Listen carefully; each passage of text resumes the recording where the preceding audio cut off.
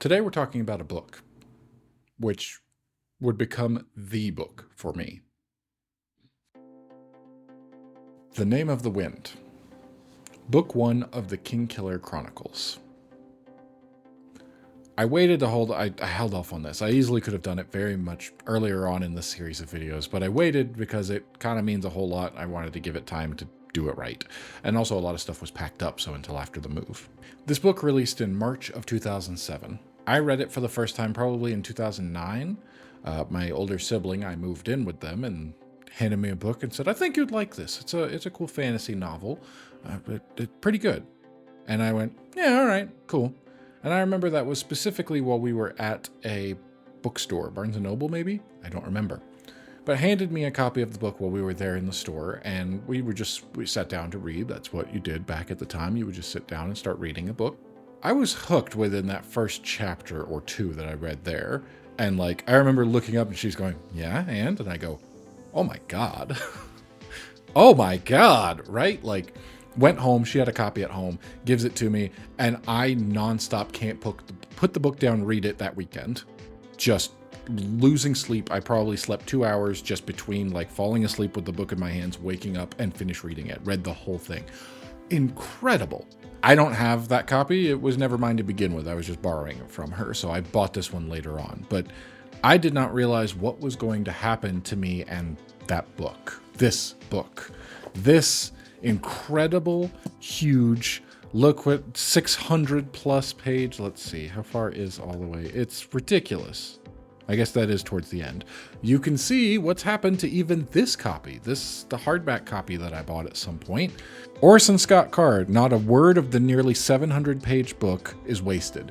100%. It is every word. And I have reread this book more times than I can count. Since 2009, I don't want to say it was an unhealthy relationship, but it became the only book I read for probably 10 years. And I would just read over and over and over. This and the sequel, The Wise Man's Fear. Because I was working at the bookstore is how I was able to get my hands on a first printing of this, which is something I had to look up, written by the author, Patrick Rothfuss, on his blog. He actually indicates that there's a misprinting error in the fact that it should have information right here talking about when the print date is. The very first editions of Wise Man's Fear did not have that. This is a first edition. If I'd had the foresight to know that it would be worthwhile and so good and everything, I probably would have taken a bit better care of it instead of going, oh, I can't wait to read this, and making it the book that I read constantly, because then you can kind of see what happened to it. I read this one and this one more times than I can count. Even this one, this particular copy less. Eventually, I would move to reading them digitally, thankfully, because I would read it every single night. It became how I fell asleep, was reading a book. But then you fall asleep, you got a book in your hands, and it falls on the floor, and pages get bent, and spines get broken, and I should have taken better care of them. I even bought the paperback of Wise Man's Fear, another first printing when it came out, because I was still working at the bookstore. This one, not an error. It has all the numbers there for how many printings it is, and if there's nothing missing, first printing. So I have a first printing of that as well, which still isn't in the best of shape. So that's Shmoo on my cover of my book. I have a lot of things from the Kingkiller Chronicles because this is the book. As I mentioned, it's what I read. It's all I read. For a very long time, it kind of spoiled other books for me. I'm not saying that's good or bad, because you probably would say it's bad. I bought this book because there was a chapter in it done by Patrick Rothfuss about one of the characters in his series. I didn't read any of the other ones, but I should. I know Neil Gaiman. I think I've read some stuff here and there. Obviously George R. R. Martin. I should. I've never gotten around to it, although I like the show. Eventually, just never gotten around to it. He did a novella about another character from the series. Fantastic. I have loved every single thing I've read by him. And I know that the internet, in general, has a very strong opinion that I do not agree with, and have since stopped looking things up about him and going to subreddits or forums because it's just turned into a cesspool of demanding and accusations towards what he's doing when writing books. My opinion is it as this. We've gotten what we've gotten, and we're done. If he never writes another word, so be it. It's fantastic. I love every minute of it. Read it for the rest of my life. I'm reading it right now when I fall asleep. I started it over yet again. Done. End of story. If we get more, that'll be great. But you know what? We don't deserve anything as the public. He will write when at the pace, and it will come out or it won't. End of story. I can still enjoy this and this without having to have a third one. I will love a third one. A third one hopefully will come out one day and I'll be ecstatic about it, or maybe even more. But you know what? That's the end of it. Stuff like that gets on my nerves. But there's also other things that I have. For example, playing cards for Name of the Wind. These are really cool. I think I actually got these as a Christmas gift from one of my siblings, probably the same one who introduced me to the series to begin with. These are really cool. I've never actually played with them or anything, but they've got really neat designs on them. A lot of things from the book. It's so cool. Like, yeah, really neat stuff. I also have a ring with a card of authenticity enclosed. I think this actually came from one of the fundraisers. It's got the main character's name engraved onto it. Really cool.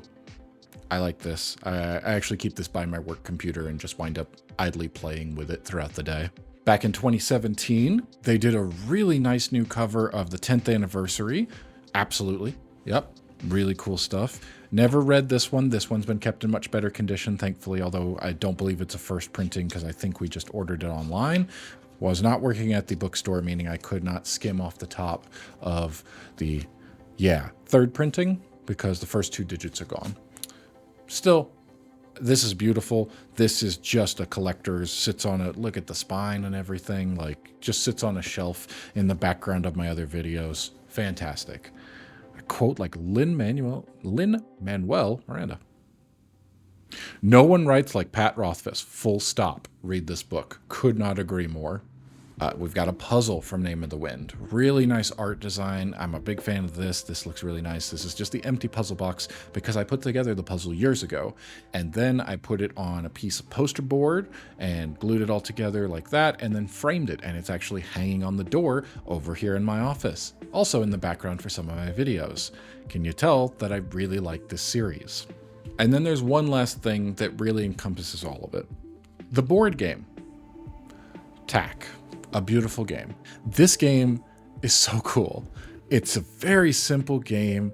I've got a bunch of stuff in here, but not everything. Why is there a Lego in there? Anyway, this entire thing was actually something that back on my old website, before I even got into cameras or wildlife or whatever it is I'm doing now, I made a blog post with this in mind. I wanted to practice the photography, so I took some nice photos of the board box and the pieces. I wrote a whole thing because it meant so much to me. It wasn't just a game. It really inspired me to realize what I'd been unable to put into words for years now. I used to play shooter games and, Call of Duty, competitive things like that. We've got some game pieces here. These are really cool. If you don't know about this, I highly suggest you look it up. But the reason I like this so much, the tagline, a beautiful game.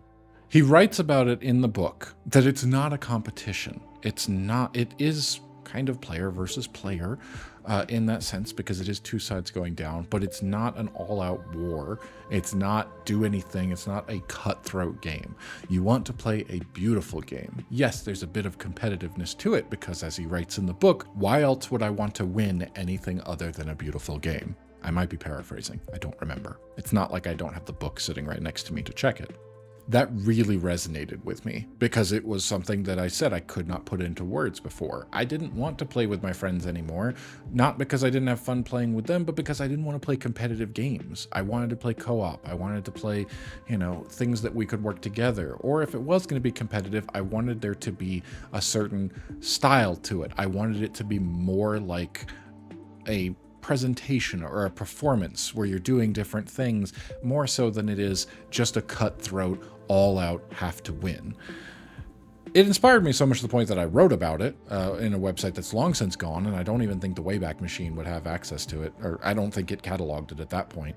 Now it's since gone, so I have no record of it, but it meant a whole lot to me. And I really liked this game, and I really wanted to play more of it with different people. I thought it was really interesting. I made my own pieces because I really liked and I wanted to be able to do this at any point. So I made pieces. Some of them stuck together a little bit. These are just pieces of acrylic. I worked at a place where I had access to acrylic. So I took some scrap acrylic, cut them into little pieces over and over until I had enough of them, glued them together, and then painted them. So you had different colors so that I could play this game. Because I could not afford to buy the set yet. I knew it was coming out. I believe they announced it, and I went, yes, I'd like to get that, but I don't really have the money, and it wasn't out yet, and so I made my own pieces so I could play the game on my own, some of which have stuck together.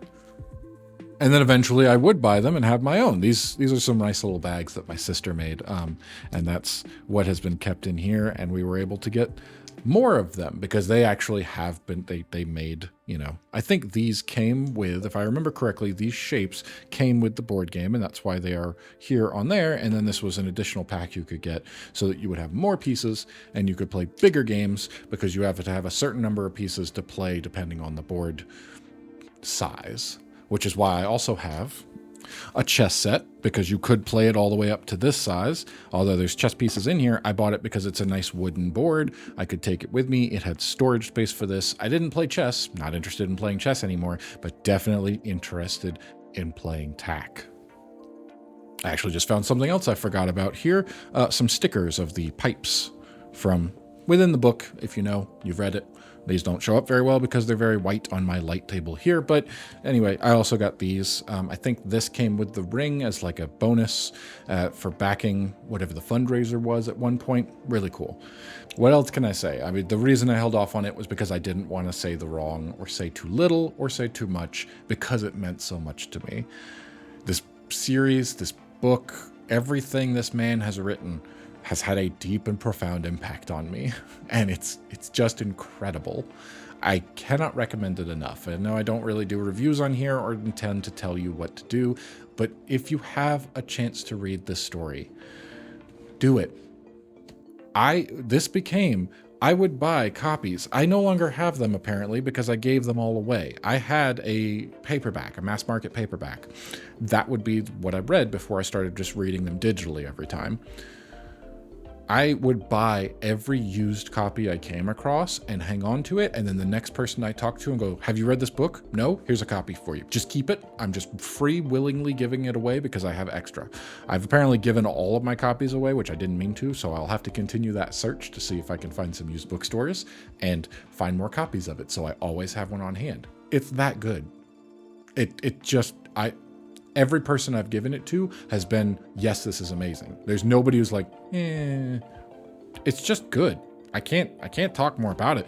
It's amazing. It's such a good thing. And a funny thing about it, I read it for years and years and years. And a few years ago, the author made a video pronouncing all the names of stuff from the book, and I was wrong on almost every single thing, including the main character's name, who he very specifically in the book says it's pronounced like this, and I still managed to read it and pronounce it differently in my head almost every single time. And like everything, it was 90% of everything he read out, I went, well, I've been pronouncing that differently. Whoops. So that was a fun little thing to learn. I can't talk too much about it. I can't say enough about it. It's amazing. It literally shaped my life in different ways. It's the book that I read over and over. The two books, the series here, you've got the novella. There's a new one coming out. Easily pre-ordered it. I'll have it physically to put on a shelf and digitally to read into my heart's content. I think it goes without saying, this is something that I like.